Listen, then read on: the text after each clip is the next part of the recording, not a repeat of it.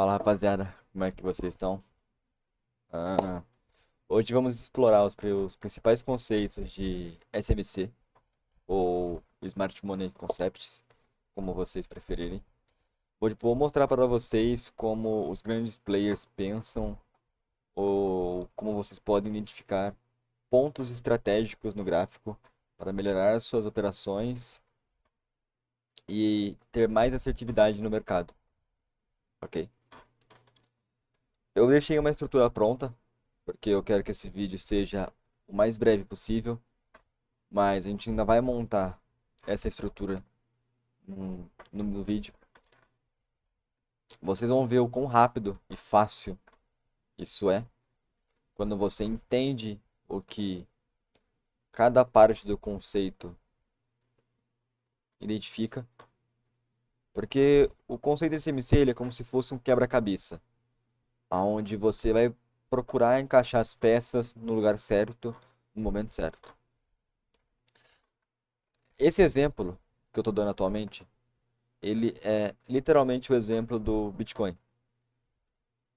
O que o Bitcoin fez desde a alta explosiva que ele teve, como vocês podem ver aqui embaixo, tá? É o mesmo gráfico. Vocês podem falar, mas nossa, como que esse gráfico saiu para esse? É algo que eu vou mostrar, mas em um vídeo mais detalhado sobre uma análise técnica melhor. Aqui primeiro eu quero passar para vocês os conceitos, eu quero que vocês entendam como funciona o mercado e o que vocês podem fazer para ter esse perceptimento e entender como cada parte do quebra-cabeça funciona, ok? Bom, vamos passar aqui explicando brevemente o que cada coisa no gráfico significa. Existem os bosses, que são as quebras de estruturas, que vocês podem ver, são rompimentos de topos anteriores, brevemente falando. Isso acontece quando o preço quebra uma estrutura anterior no gráfico, correto? Essa quebra pode confirmar a continuidade de uma tendência, ou até marcar o início de uma reversão, tá? Para identificar o boss, a gente tem que ficar atento ao rompimento de um topo, tá? De um HH ou de um fundo, caso a tendência seja de baixa, ok? Varia muito da forma da tendência que vocês estão enxergando. O conceito de SMC, ele trabalha sempre em volta de tendências, ok? Você sempre vai trabalhar em cima da tendência do mercado. No caso do Bitcoin, em tempos gráficos maiores, a gente vê apenas uma lateralização. Então a gente filtra isso. Ah, mas como assim filtrar? A gente trabalha nele em tempos gráficos diferentes, pegando apenas a base dos gráficos maiores e aplicando em tempos gráficos menores, de um dia, para a gente pegar a estrutura do mercado, ver como o mercado está reagindo, marcar topos e fundos, zonas de liquidez, e isso diminuindo para tempos gráficos menores. Para filtrar nossas entradas, pegar pontos mais de melhor possibilidade e, consequentemente, se desenvolvendo melhor no mercado. Ok? Agora eu vou falar um pouco sobre o choque. O choque, ele é a mudança de característica do mercado. É um conceito parecido, mas focado em transição entre tendência, quando a tendência sai de uma tendência de alta para uma tendência de baixa, ou de uma tendência de baixa para uma tendência de alta. Geralmente, ele acontece em zonas importantes, como áreas de demanda ou de liquidez, ok? Até aqui tudo bem, né? Tá fácil de entender. O choque é o mais simples de entender. Geralmente existem falsos choques ou choques em estruturas internas, né? Que eu também vou estar mais aprofundando isso futuramente, porque numa tendência existe várias estruturas.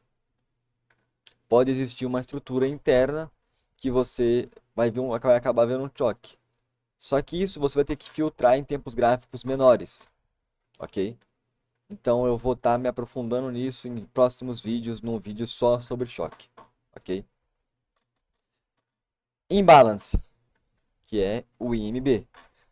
O imbalance ou desequilíbrio de preço, vocês preferirem, aparece quando há uma forte movimentação no mercado, sem que a ordem de compra e venda tenha sido equilibrada. Isso cria uma lacuna no gráfico, tá? Vocês podem ver uma área onde a tendência não tem uma reversão para ajuste. Muitas vezes o preço vai voltar para aquela região para capturar aquela liquidez daquela região, para preencher aquela continuidade, entendeu?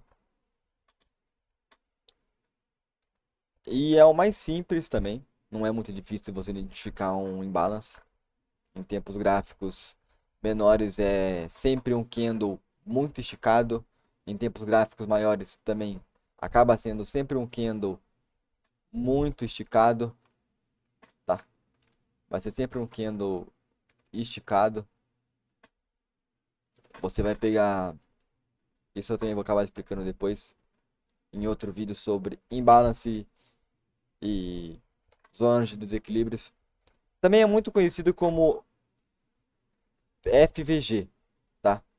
Full Value Gap, que é a zona de gap entre candles, ok? Mas a gente pode falar como imbalance, zona de desequilíbrio, FVG, entre outras coisas, ok? A zona de demanda, que é o que eu vou explicar agora, existe dois conceitos na zona de demanda no SMC.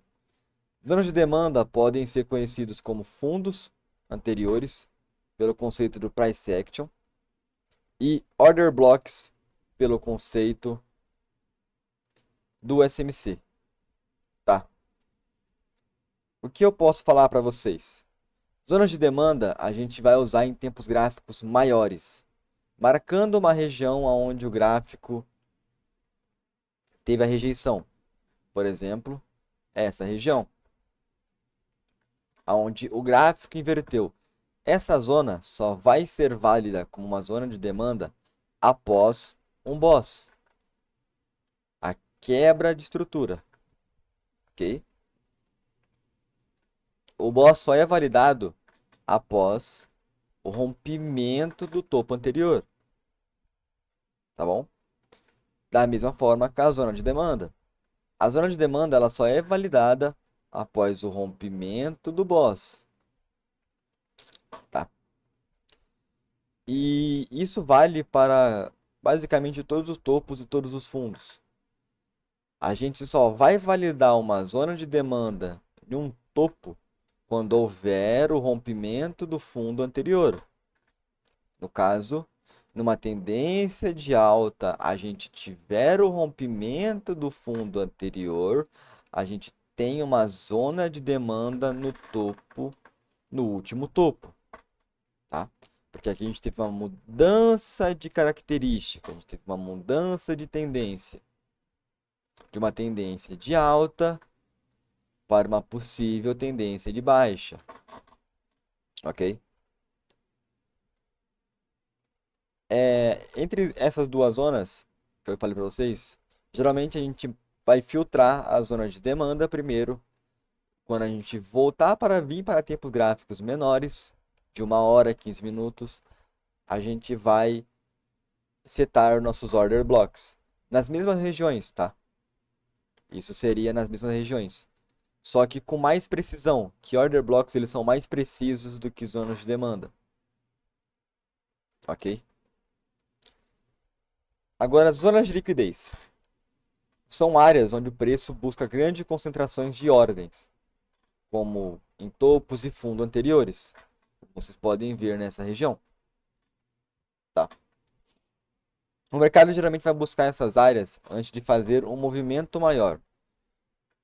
Capturar a liquidez naquela região e capturando ordens, tá? Isso também a gente pode ver muito como uma falsa zona de liquidez ou uma falsa mudança de tendência, tá?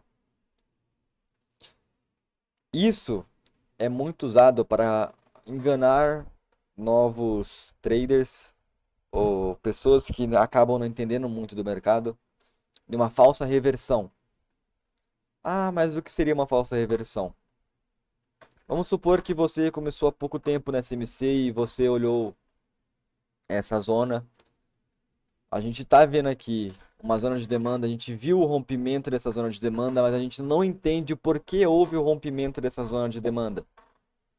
Então a gente imagina que aqui teve um choque, uma mudança de tendência.